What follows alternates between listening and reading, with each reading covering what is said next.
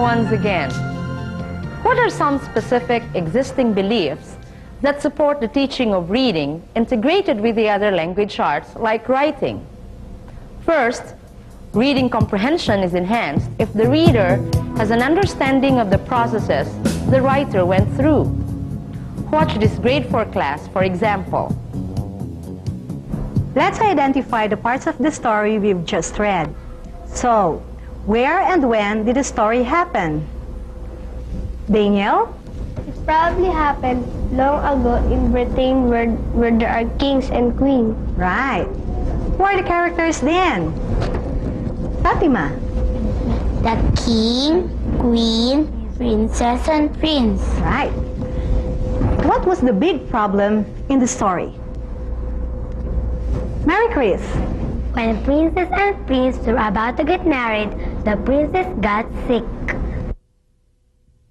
Tell me, what did the prince do? Yes, John? He asked the king to call the best doctors in the kingdom. That's good. Did the princess get well? Yes, Lisa? No, ma'am. Tell me what happened next. Yes, Elvie? While the prince was alone in the garden, an old man appeared. He gave the prince a magic stone. A magic stone? What can the magic stone do? The magic stone can cure all diseases. One has just to put it on the sick person's forehead. On the forehead. Did the princess get well then? Yes, ma'am. Uh-huh. Then the princess and the prince then got married and they live happily ever after. Very good, Elvie. That's fine. Through the teacher's questions, the children become conscious of the pattern structure or grammar of a story. Using story grammar to enhance comprehension is therefore encouraged. Remember, class, that anybody who writes a story considers these 4 parts. These are setting, problem, goal, and resolution.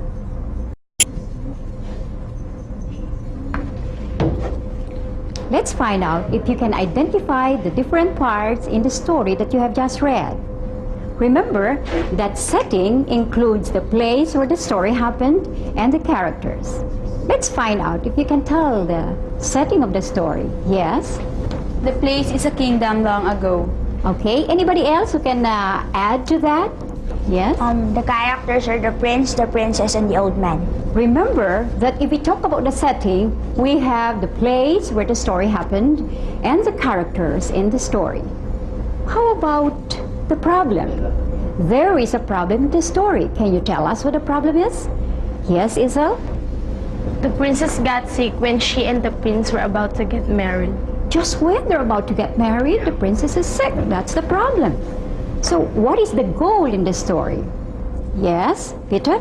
To make the princess get well. Okay. Michelle, what events in the story happened to achieve the goal? Can you tell us? The prince sent for the best doctors in the kingdom. An old man appeared to the prince. That's very good. Was the problem solved?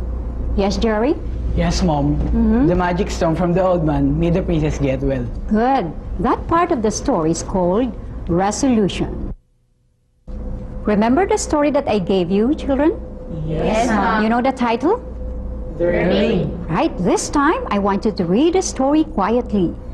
And as you read the story, please remember the 4 story parts. We have the setting, problem, the goal, and the resolution. Keep these story parts in mind because they will help you understand the story better.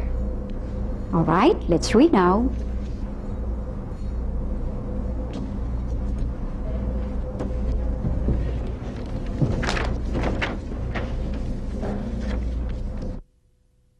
Would like to read the story aloud? Anybody? Would you like to try? Yes, Melissa. Melissa, as you read, you try to remember the story parts, the setting, the problem, the goal, and the resolution. I want you to think aloud to make known that you have identified the different parts. Can you do that? Sure. Okay.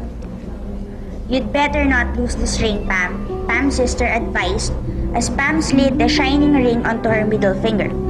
These are the characters, Pam and her sister. It's my favorite ring and I'm letting you wear it only because of the dance. Pam looked at the golden ring glittering in the sun. The tiny red stone shone like a light and sent an oblong red shadow across Pam's hands.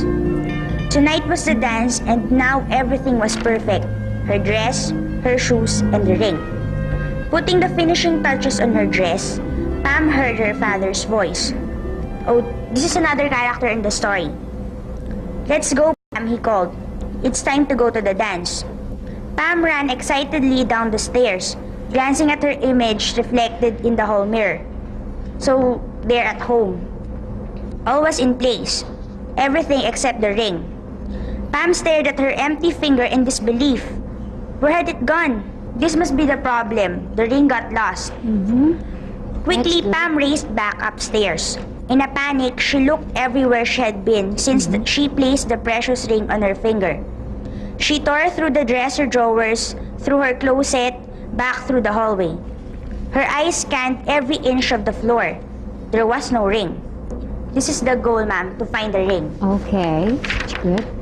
Daddy, Pam yelled downstairs. Wait a minute more, I'm coming.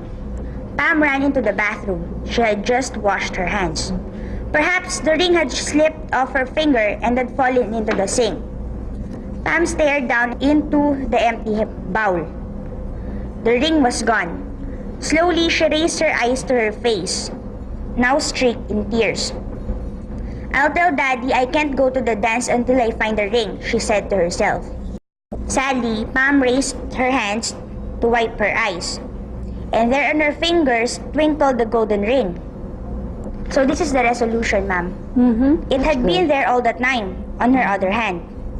Next time, Pam said as she smiled at her reflection, I'll stop and think before I look so hard for something that isn't lost. Oh, I think I was able to see all the parts of the story. That was very good, Melissa. You see, Melissa was able to identify the parts of the story when she did the think aloud. Maybe the class can recall these parts. Let's try, okay? Give me the